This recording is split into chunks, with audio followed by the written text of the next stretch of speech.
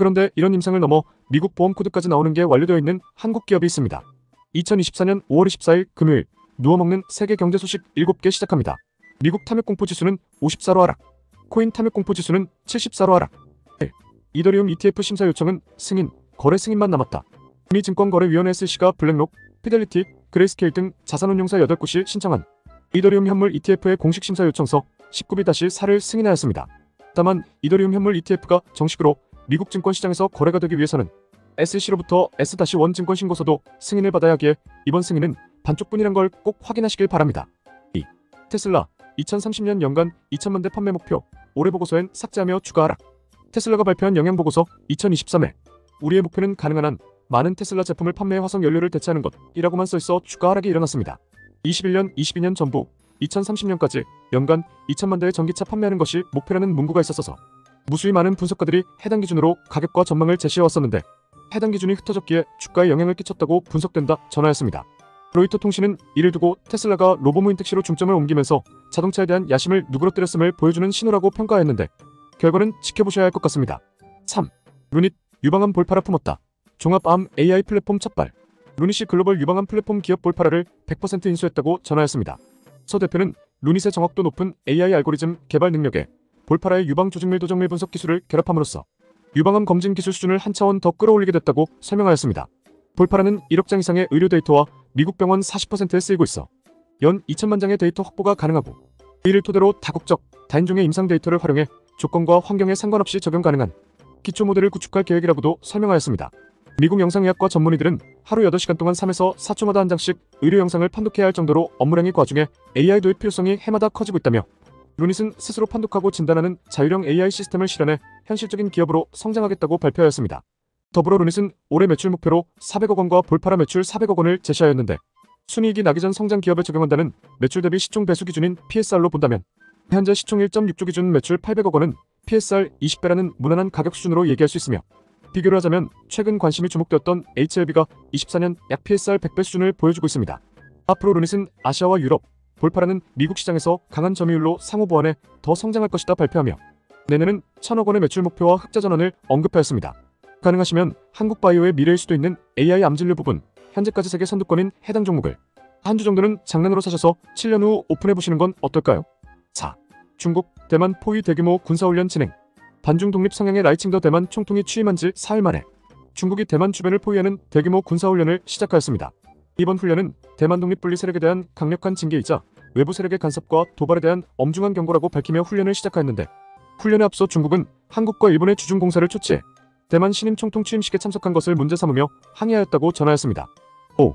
한국판 스타링크, 육지 위성 쏘아 올린다. 한국판 스타링크를 목표로 하는 과기정통부의 저궤도 위성통신 기술 개발 사업이 예타를 통과했다고 전하였습니다. 저궤도 위성 에리온은 지구 상공 300에서 1500km 사이 지구 주변을 돌며 이동통신 등 임무를 수행하는 위성으로서 과기정통부는 이번 사업을 통해 6세대 이동통신 육지 표준 기반 저궤도 위성통신 핵심 기술을 확보할 계획이라고 발표하였습니다. 2030년 초까지 육지 표준 기반 저궤도 통신 위성 2기를 발사하고 지상국, 단말국까지 포함된 저궤도 위성통신 시스템 시범망을 구축한다고 설명하였습니다. 6. 공화당 경쟁자였던 헤일리, 트럼프 지지 선언. 미국 공화당 대선 경선 후보로 도널드 트럼프의 라이벌이었던 니키 헤일리 전 유엔 대사가 트럼프에게 표를 던질 것이라고 공개 선언하였습니다. 헤일리는 동맹국들을 지지하고 적들에게 책임을 물을 대통령, 더 이상 변명하지 않고 국경을 보호할 대통령, 자본주의와 자유를 지지할 대통령, 부채를 늘리지 않고 줄여야 한다는 것을 이해하는 대통령을 우선시한다고 말하며 트럼프는 이러한 정책과 관련해 완벽하지 않았고 나는 그 점을 여러 번 분명히 밝혔다며 하지만 바이든은 재앙이었다고 말하며 트럼프에게 투표할 것이라고 말하였습니다. 트럼프와 경선 당시 사법 리스크도 언급하며 선거 기부금 약 683억 원을 개인 소송에 쓰는 것은 정상이 아니다라며 날선 대화도 오갔지만 현재까지도 지지층이 있는 헤일리가 경선에서 패한 후 트럼프 지지를 한 것은 이번이 처음 있는 일이라 대선이 가까워져 옴을 실감한다고 전하였습니다. 주관적 칼럼 7. 임상이 아닌 매출 앞 가져온 기업 지노믹 트리. 최근 코스닥 3위 HLB가 임상 다음인 FDA 승인에서 불허가 나와 주가가 미끄러진 것처럼 한국 바이오 시장은 기술적으로는 많이 성장했지만 실제 매출 계약보다 임상의 영역 위주로 주가가 움직이는 바이오 주식의 성숙도에서는 많은 한계를 보여주고 있습니다. 그런데 이런 임상을 넘어 미국 보험 코드까지 나오는 게 완료되어 있는 한국 기업이 있습니다.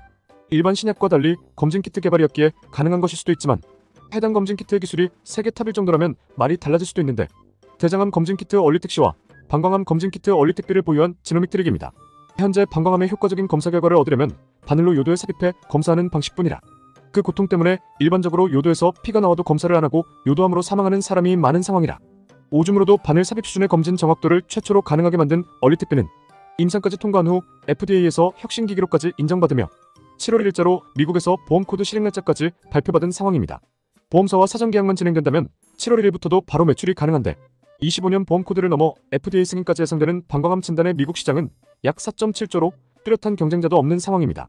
다른 하나인 대장암 진단 키트 얼리택시도 올해부터 한국 건보 승인을 예견하고 있으며 25년은 중국, 26년은 미국에서 조기 진단 매출 승인을 목표하고 있는데 미국의 대장암 진단을 장악하고 있는 이그젝트 기업은 배변 전체와 26시간의 검사 시간이 필요한 것에 비해 진호는 배변 일부와 8시간이라는 짧은 검사 시간만 있어도 정확도는 비견되다 보니 승인만 되면 시총 12조의 기업을 잡아먹을 수도 있는 상황이라 이런 기업이 있었나 싶으실 수도 있으시겠지만 주가가 안 오르면 그만한 이유가 있듯이 기술 특례로 상장되어 이번에까지 30억 이상의 매출을 내지 못하면 퇴출되는 가능성이 있다거나 말은 많아도 실질적으로 당장 수익은 아무것도 없으면서 R&D를 위한 채권 발행이나 하는 헛바람이 아니냐는 우려.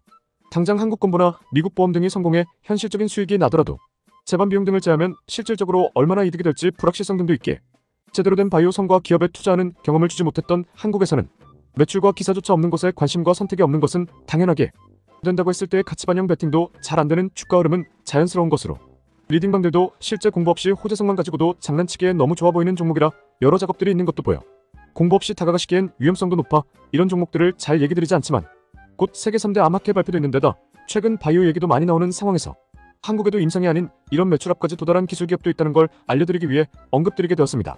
오늘의 한 줄. 종합구매관리자지수 PMI가 미국은 54.4, 인도 61.7, 독일 52.2로 성장성을 보여주었습니다. 미국은 주간 실업 청구 건수도 21.5만 건으로 하락하며 강한 노동시장을 보여주었는데 이로 인한 인플레 우려로 어제 새벽 미 증시 하락 또한 일어났습니다. 내일 발표될 미국 소비자 심리지수 또한 하락할 것으로 보고 있는데 AI로 인한 빅테크들의 돈풀기 관련 산업을 제외한 일반 산업들은 이미 실적에서 타격을 받고 무너지고 있어 시간이 나신다면 미국의 실생활 변화 등 흐름이 보이는 영상들도 찾아보시길 추천드립니다. 매일 누워먹는 경제 소식을 듣고 싶으시다면 구독, 좋아요 부탁드리겠습니다. 감사합니다.